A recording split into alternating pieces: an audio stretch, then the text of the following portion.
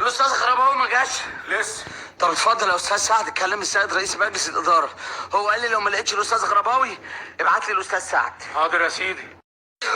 طمني يا دكتور على ابني. ابنكم اصيب في حادثه عربيه ونقلناه اوضه العمليات ولازم نعمل له عمليه حالا. مستني ايه يا دكتور؟ مستني اصل ايه؟ محتاج نقل دم والمستشفى ما فيهاش. خد مني انا امه يا دكتور. فصيله دمك اه؟ لا.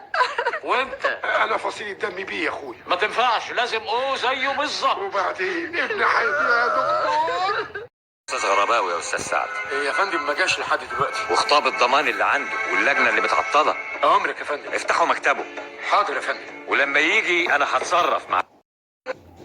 وابني يضيع فيها. طب هنعمل ايه بس يا ست؟ انت عايز دم يا دكتور؟ ايوه بس فصيله انا فصلتي انت مين؟ انا كنت بزور مريض هنا. طب اتفضل معايا. الله يسترك، الله يسترك، ربنا يخليك. انت هتنقذ ابني، ربنا يكتب لك في كل خطوه سلامه يا رب.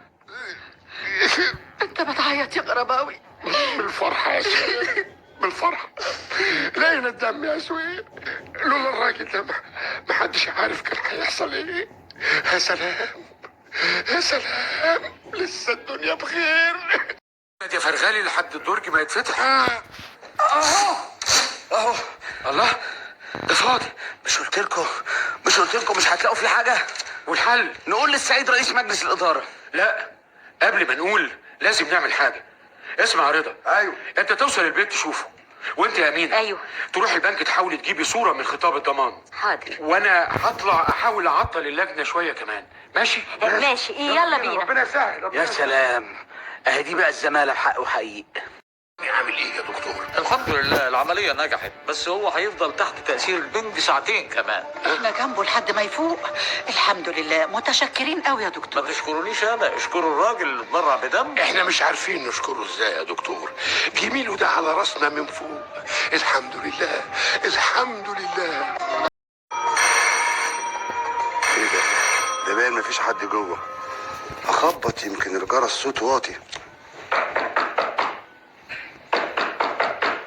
اه 100% مفيش حد هنا. تعمل ايه يا رضا؟ تعمل ايه يا رضا؟ اخبط على الشقه اللي قصاده يمكن يكونوا عارفين هم فين.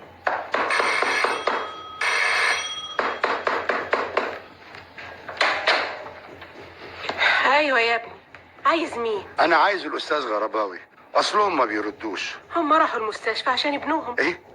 ما تعرفيش مستشفى ايه؟ في الحقيقه يا ابني هم ما قالوش. طب شكرا يا ستي. عملت ايه يا رضا؟ ابنه اصيب في حادثه وراحوا المستشفى، بس ما عرفتش للاسف مستشفى ايه. وانت يا امينه؟ الموظف